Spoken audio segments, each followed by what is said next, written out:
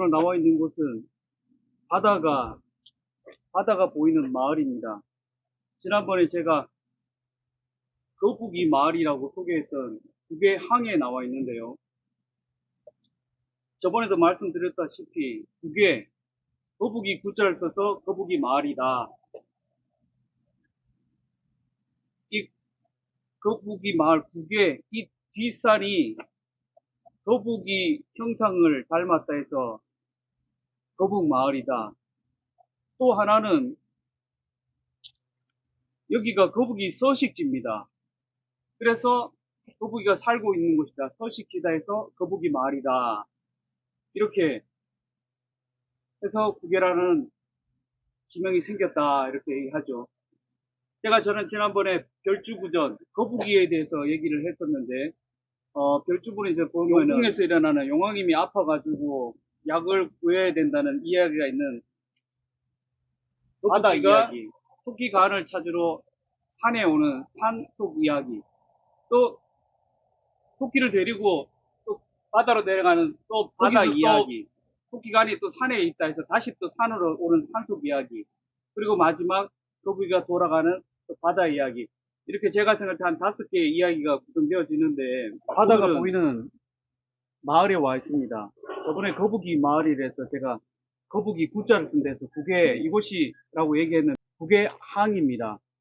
오늘 특별히 앞에 등대가 보이는데요. 잠깐 소개를 하면은 보통 동해안 바닷가에는 등대가 하얀 등대, 빨간 등대가 이렇게 있습니다. 등대의 기능은 빨간 등대는 저기 바닷가에서 항을 봤을 때, 아, 저기가 항구구나. 그 불빛을 보고 멀리서 볼 수 있는 등대가 빨간 등대. 그리고 이 하얀 등대는 바다에서 항구로 들어올 때 이 항구 문을 얘기하는 겁니다. 배가 돌이 많고 암초가 많고 위험하니까 앞에 대문처럼 여기와 여기 하얀 등대와 빨간 등대 사이가 안전하다, 이쪽으로 문이다, 이쪽으로 들어오세요 해서 문이다, 게이트, 그런 역할을 하는 거죠. 근데 우연찮게도 등대가 3개입니다. 이런 경우는 많이 흔하지 않지만 특별한 곳이죠, 그만큼. 그래서 여기서 거북이 마을, 거북이가 바다 해궁에서 토끼간을 찾으러 이쪽으로 온다. 얘기는 여기서 시작하죠. 전설이라 하면은 설화의 한 종류라고 합니다. 한 장르인데 상징성도 있고 지역성도 있다고 합니다. 뭔가 뜬금없는 소풍 이야기가 아니고 증거가 있는 이야기를 전설이라고 합니다. 여기도 이 지역에 전설이 있는데 몇 가지 증거가 있어요. 그래서 제가 그 증거들을 제시하면서 어떤 그럴듯한 이야기, 우리 동네 이야기를 한번 만들어 보려고 이곳에 왔는데요. 전설, 별주 버전의 그 별은 자라별을 씁니다. 부수에 보면은 그 부수가 거북이죠. 결국 이 거북이는 용궁에서 여기 구계란 곳에 와서 그 뒷산에서 산토끼를 만나는 장면.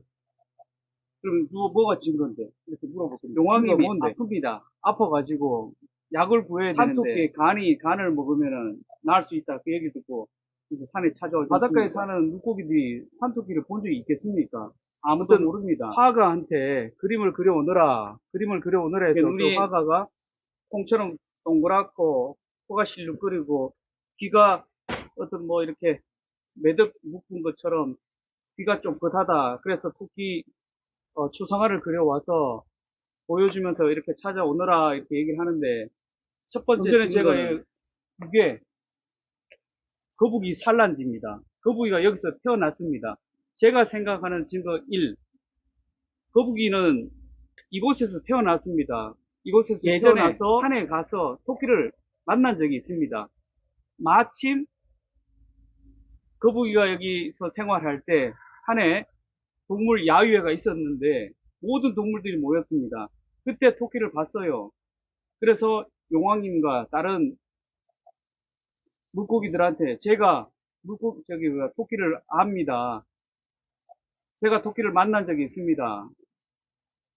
그래서 그 이야기로 거북이가 이곳에 오게 됐다는 증거 1. 자, 이곳은 북의 항에서 산으로 가는 바다에서 육지로 향하는 길입니다. 저 위에는 7번 국도인데 도로 위에 길을 만들 수 없으니 횡단보도를 낼 수 없으니 이 굴을 만들었습니다. 며칠 전 친구한테 친구야 그 별주구 전에 그 장소가 여기인 것 같아. 거북이 설화가 우리 동네 이야기인 것 같아 했더니 말도 안 되는 소리라. 저 옆에 개가 짖고 있는데 개 소리다. 이렇게 얘기를 하더라고요. 그래서 제가 증거 2 이곳에 데려왔습니다. 친구야 그 설화라는 것은 구존으로 전해 내려오던 고려시대의 구존으로 전해 내려오던 것을 조선시대에 글로 편찬을 해가지고 우리가 별주구전이 만들어졌잖아. 그렇다면은 모든 내용을 다 쓸 수는 없지만 그래도 구존으로 내려오는 것이 있다. 그래서 제가 야 내하고 한번 가보자. 거기 증거 자료가 있대서 왔던 곳입니다. 자, 항에서 와서 육지로 통하는 이곳이 제목도 없어요. 아무것도 없이 그냥 굴입니다. 이 굴을 이 마을 사람들한테는 물어보면은 저기 굴 저 있잖아 저기 이렇게 얘기하는데 조금 더 구체적으로 얘기를 해요. 저기가 어딘데요? 그러면 왜 저기 있잖아 하고 하는 말이 친구야 저기 토끼굴로 지나가면 된다라고 얘기를 합니다. 증거 2 토끼굴이라고 부릅니다. 제 이야기를 듣고 그 친구는 한동안 말을 잃었습니다. 제 말을 수긍해서 말을 안 하는 건지 어처구니가 없어서 말을 안 하는 건지 모르겠지만 증거는 있습니다. 증거 2. 자, 증거 3에 대한 이야기를 하려고 이곳 할아버지 산소에 왔습니다.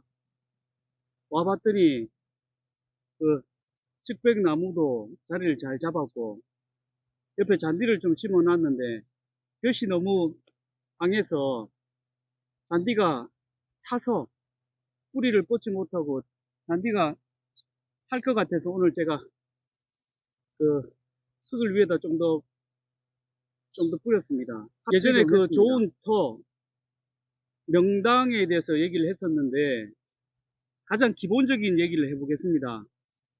멧돼지나 야생 동물들이 땅이 습하고 이유를 햇볕을 나무들이 가로막아 가지고 햇볕이 잘 안 들면은 이 흙이나 그 풀들이 잘 자라지 못합니다. 습하기 때문이죠. 그런데 그 습한 땅에는 쾌적한 곳이라고 생각하는 벌레들이 많습니다. 후각이 발달한 멧돼지는 산소를 파헤치는데 그 지렁이를 먹기 위해 가지고 단순하게 맛있는 냄새가 나고 파헤쳐서 그 멧돼지 식구들이 두더지나 이런 것들이 그것을 잡아먹는 거죠. 그러니까 무슨 묘지 도굴 사건 무슨 사건으로 치부되는데 결국 얘기를 들어보면은 우리가 말하지 않을 때는 큰 오해가 생기지만 대화를 해보면은 아무것도 아닌 경우가 많습니다. 묘지를 파헤치고 묘지 주위에서 나리를 피던 멧돼지를 잡았는데 그 멧돼지 너 왜 그랬노? 너 이것 때문에 이 묘지 하시는 분들이 자기들 뭐 조상들한테 잘못했나 무슨 잘못이 있나 우리에게 무슨 잘못이 있나 자기 스스로 자책하고 이런 한 가문 전체를 혼란에 빠뜨리는 경우가 많다. 왜 이렇게 파헤쳤느냐 했을 때, 멧돼지는 묵비권으로 아무 얘기를 하지 않습니다. 요즘으로 얘기하면 프로파일러 같은 개념으로 멧돼지에게 먹을 거를 주면서 멧돼지의 마음을 열게 하는 프로파일러를 투입하고, 결국 마음을 열은 멧돼지는 이런 얘기를 합니다. 아들, 집사람, 우리 가족을 위해서 먹을 게 없어서 그랬습니다. 배고파서 했습니다. 죄송합니다. 이렇게 진술하는 걸 보니 특별하게 그 황소에, 그 묘지에 특별한 원한이 없었습니다. 그리고 그 멧돼지 가족을 이제 그래 이번에 용서해 줄 테니까 그 산에 가서 잘 살아라 라고 얘기를 하고 이제 떠나보내는 장면, 그 사건이 종결되는 것 같았었는데 우연찮게도 그 프로파일러라는 사람이었나? 그 프로파일러가 마지막 이런 질문을 합니다. 혹시 한 가지 더 궁금한 게 있다. 혹시 멧돼지 네가 산을 돌아다닐 때 그 산에 혹시 토끼를 본 적이 있나? 이런 질문을 해요. 마음을 열고 모든 것을 얘기하던 멧돼지는 허심탄회하게 얘기를 합니다. 아주 오래전 옛날에 할아버지 때부터 얘기를 들었다. 저쪽 산에 가면은 저쪽 토끼가 있더라. 그런데 전설에 의하면 그 토끼가 바다 거북이랑 친구였었는데 바다 거북이랑 산을 돌아다니던 뭐 그런 이런저런 이야기를 합니다. 증거 3. 이곳에 토끼, 거북이, 친구, 달리기 하던 모습을 멧돼지가 증언을 합니다. 결정적으로 그래서 제가 제시할 수 있는 증거 3. 멧돼지의 증언을 들 수 있습니다.